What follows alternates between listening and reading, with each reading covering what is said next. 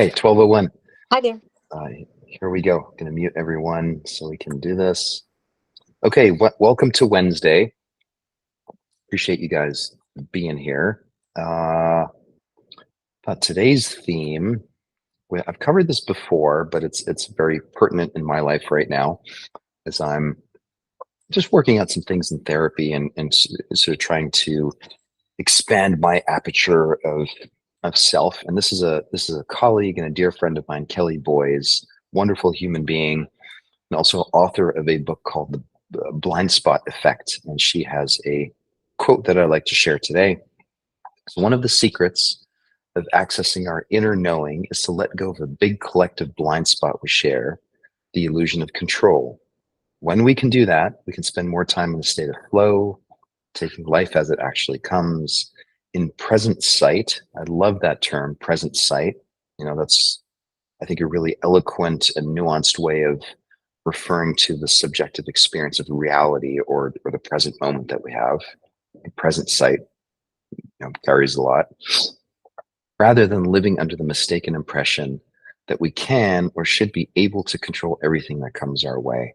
And so I think the theme of this week has been thoughts, right? So we did a mindfulness practice about thinking, or the experience of thinking, on Monday. Yesterday, we explored this idea of how we can use attentional control and this volition of being able to say, okay, I'm going to focus on this versus that in any given moment, and how that changes our subjective experience.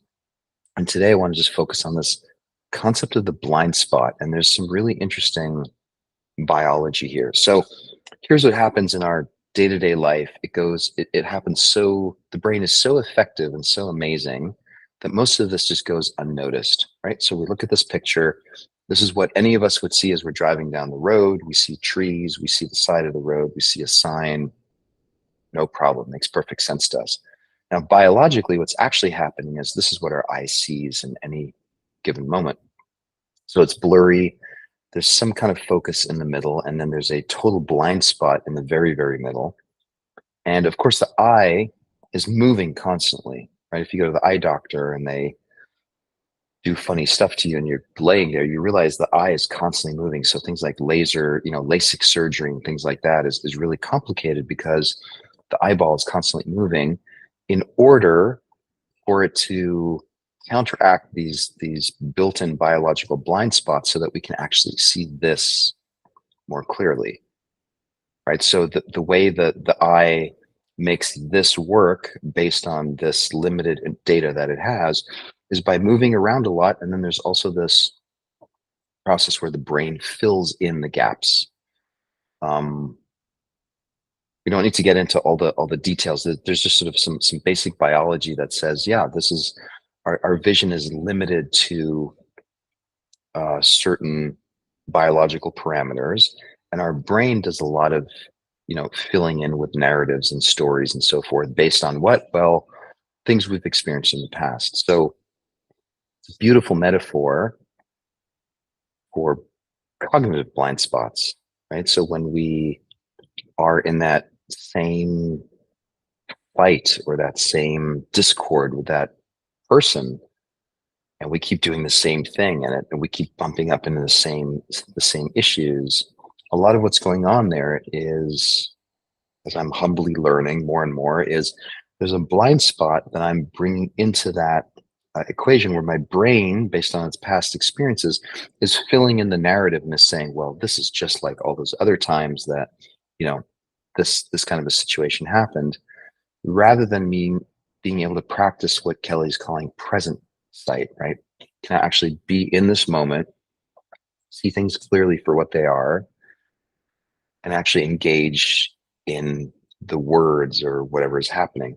Now, a quick note of caution. I think the reason we oftentimes have resistance to this kind of engagement is because it can also be pretty easily abused, right? There is such a thing as gaslighting. We can be on the receiving end of people projecting their stuff onto us, and then we're kind of sitting there scratching our head going, gosh, I feel so confused. I don't understand, why does this always seem to happen? Is it me? Is it them? And of course, there's a I don't know the answer to that, but what I can offer is let's today explore a situation in which maybe some of this was at play and see if we can feel into distinguishing between how much of this is our blind spot, how much of this is the other person's projection, and just get really honest and real with ourselves. So I don't know if this is going to work, but let's try it out. So close your eyes, take a deep breath in, exhale all the way, and let's drop into the present moment.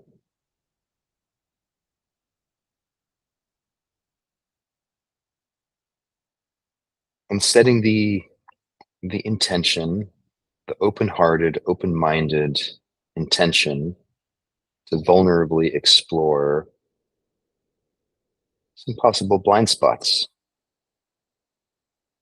that we carry with us.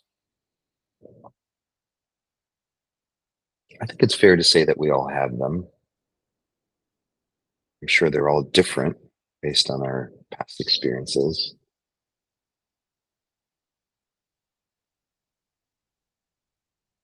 Today, the intention is to just vulnerably dip our big toe into what our blind spots might be.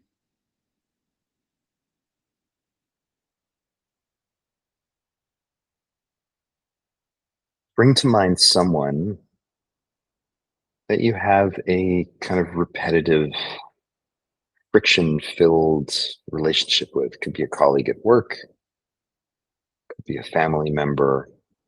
Please don't go for the 10 out of 10 here. Don't pick someone that's really, really challenging and brings up all kinds of triggers, but find someone where you're just like, yeah, something about my interactions with this person that just leave me feeling unfulfilled.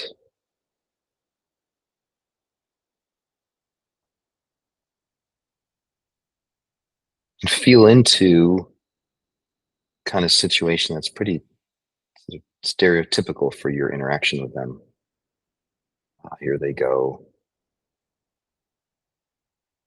They always, they never. Maybe there's a sense of just either collapsing or getting agitated and leaning into it. But there's some kind of energy behind it.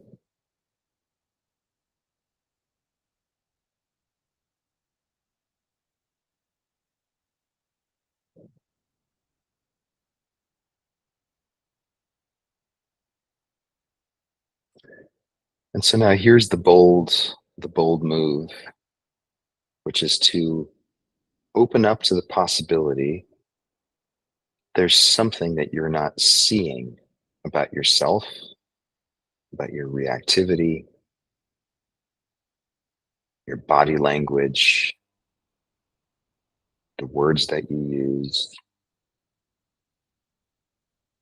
Are you willing to open up to the possibility that there may be something that you're not completely aware of or in control of that happens when you interact with this person?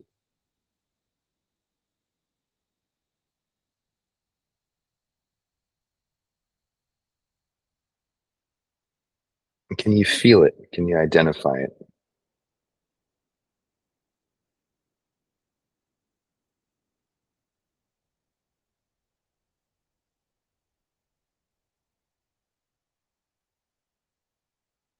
More often than not, it has to do something with safety, belonging, being seen.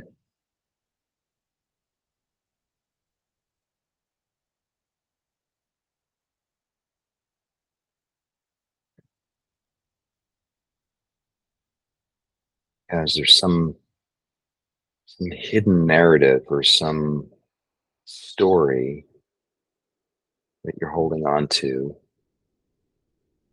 that prevents you from really hearing them, seeing them,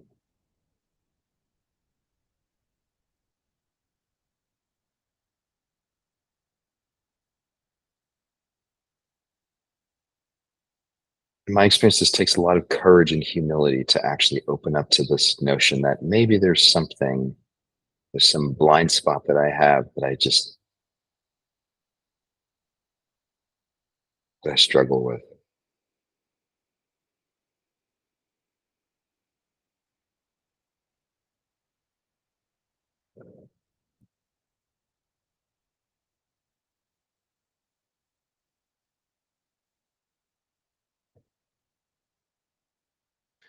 Who would you be if in that moment you could see the blind spot and let it go completely? You could just say, oh, yeah, there's my old hidden defense mechanism, and I don't want to do that anymore. I'm going to choose a different path right now.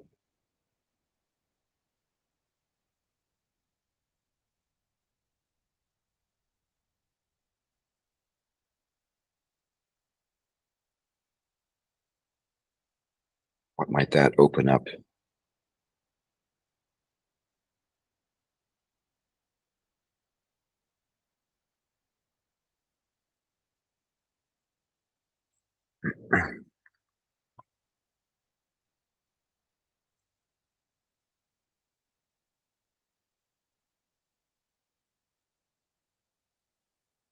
And of course, what's driving all of this is thinking. So that's kind of the theme of this week is thoughts and thinking. And oftentimes these are the unconscious thoughts that we just see in our mind, we feel them in our body.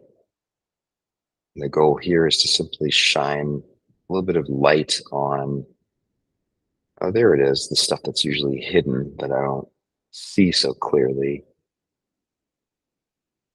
taking some time to open up to that.